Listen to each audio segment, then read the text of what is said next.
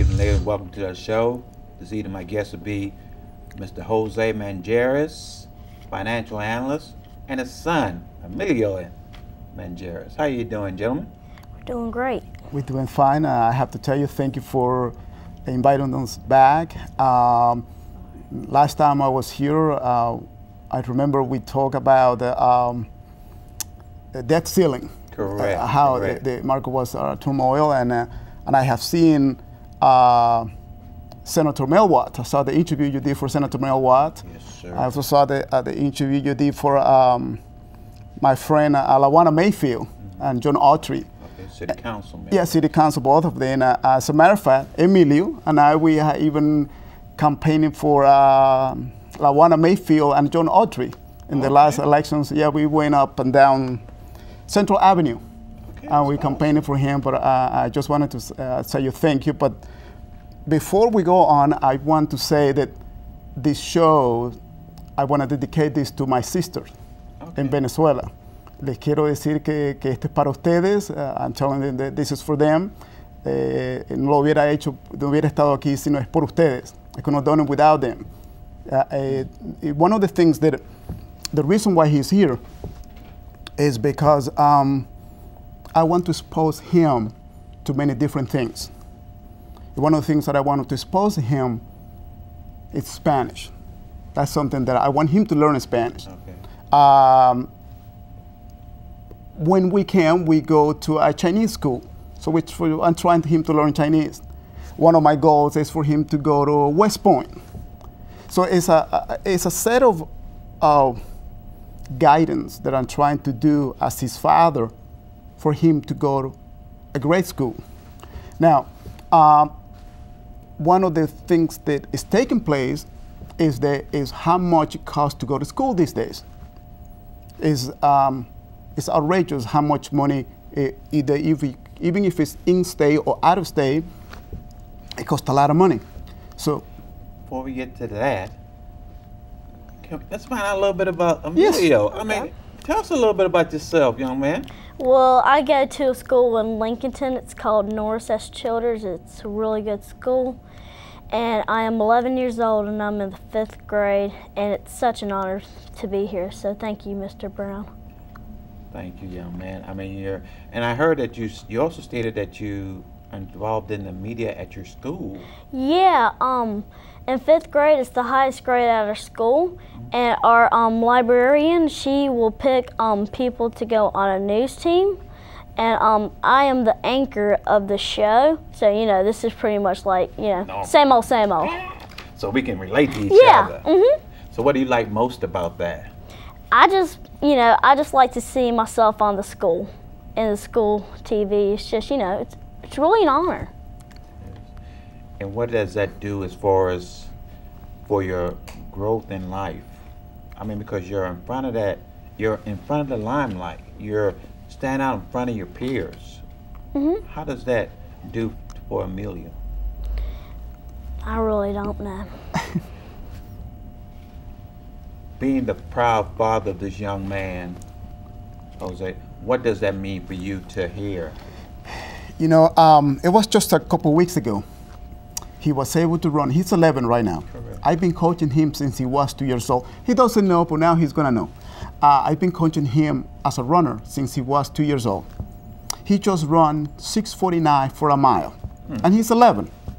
Now, and as I said, we have to exposure our kid to this type of environment so they will have good guidance into the future. Like, for example, I want him to go to West Point. I took him to West Point, was it 2 or 3 years ago? It was whenever I was in the 2nd grade. Yeah, so he was like 8 years old, maybe. So we went to West Point. Now, we also went to Yale University. So I'm exposing him to those type of environment.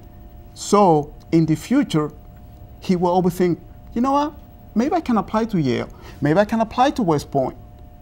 But one of the reasons why I am involved in politics in Charlotte, since I am the vice president for the Hispanic Democrat, is because if he ever have to go to West Point, if he ever decide to apply to West Point, he has to be recommended for one of the congressmen of the state. And I'm not going to go to Mel Watt or to whoever's the congressman at that time to tell him, Mr. Watt, I need a letter for my son to go to West Point. Now, if I know him years before, like for example, Representative Kelly Alexander, he has spoken to me and he said, Jose, if he ever needs some help how he can become a page at the North Carolina Assembly, I may be able to help you. What I'm saying is we have to embrace ourselves in order for them to go to school without graduating without debt. That's the key thing in here. How do we teach our kid at this age to graduate from college with no debt? So I'm embarking in this challenge since he was born, because I was an NCAA champion. And I want him to do great at the school. Perhaps he will not be a runner. Perhaps he'll be a basketball player. Perhaps he'll be a baseball player.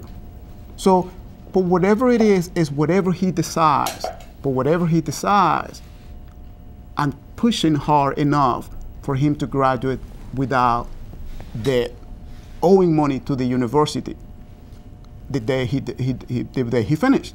So one of the things that I did a research regarding how much coaches, how much money coaches make in regarding to the school, in regarding, and the table that I did showed that there is a strong correlation from the universities. They have a stadium with a 90,000 people stadium like Tennessee, LSU, Ohio State, Georgia. All of them have 90 and above thousand people in their stadium. And their coaches at those universities, each one of them is about $5 million. However, if you go to Yale University, Harvard, West Point, MIT, their salary is way, way before $7 million, way below that. However, those stadiums, they have 70, 80% acceptance, admission rate. Like Ohio State has 68%, Tennessee has 70%, LSU has 80%, Georgia has 63%. That's what the coaches make the more money. MIT, which the acceptance rate is 10%, their stadium is only 6,000 people. The same, similar go to West Point, similar go to Yale, and similar go to Harvard. So he may never, all I want him to look is for guidance that I'm giving him. That's all. And one of the things that last year, I barely buy him anything for Christmas. Really, I don't. Basically, I don't.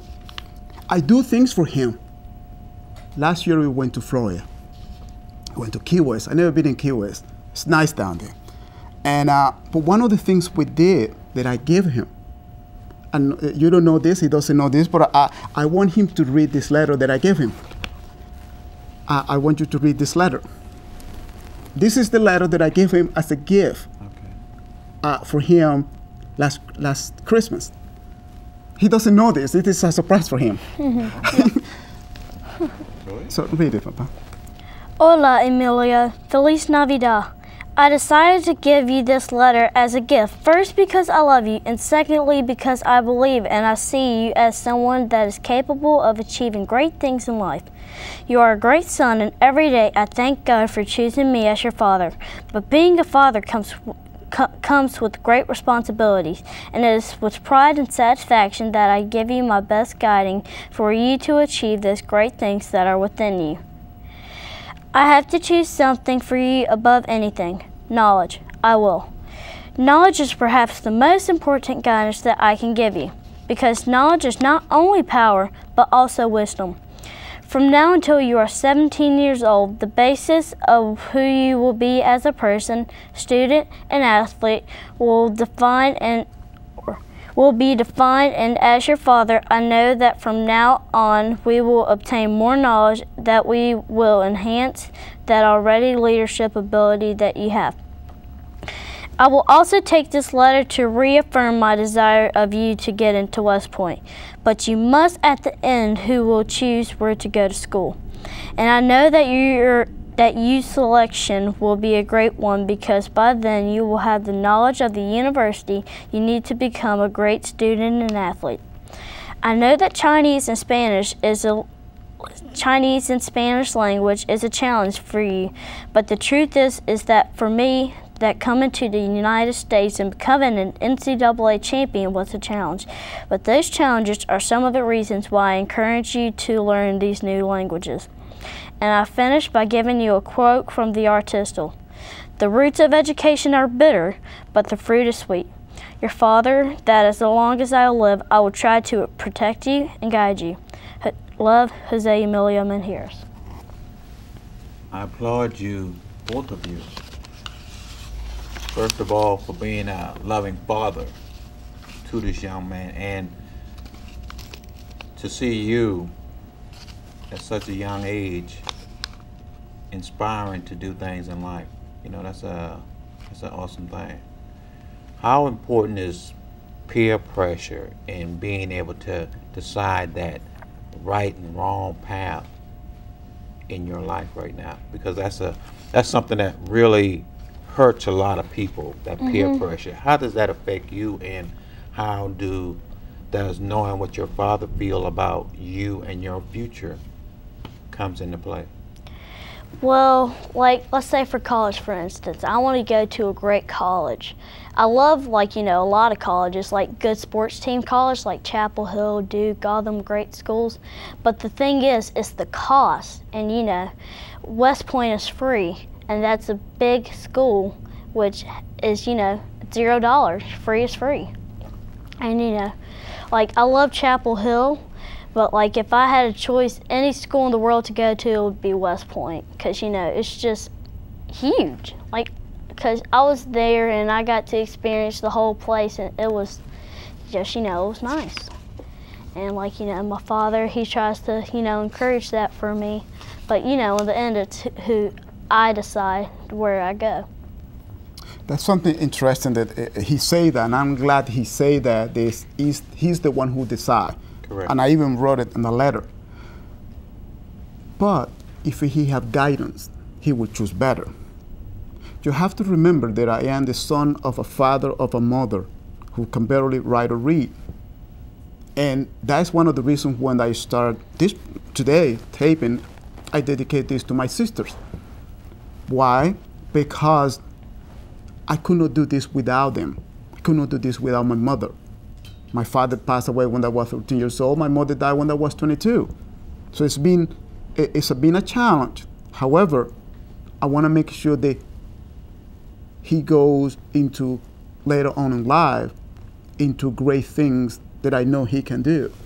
And by me giving him this letter, by me telling him, look, this is how much money LSU costs. This is how much money Tennessee costs. This is how much money Ohio costs. No one tell their kid they go to a university of a 90,000 people game to Tennessee to tell their kid, look, son, I know we are here, but just remember this is going to cost you $160,000 to go to school. This is what happened, Paul. Let's say he decides to go to Tennessee, and I'm based on Tennessee. He loves Tennessee. Let's say he loves Tennessee. Based on Tennessee, because he's out of state, it will cost him $43,000 a year. Times 4, that's $160,000 a year.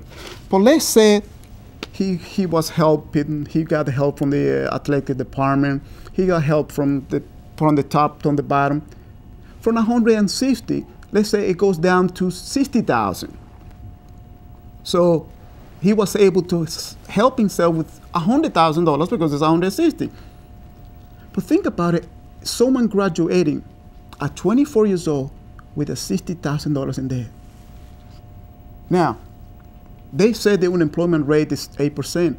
It really isn't. It's about 25%.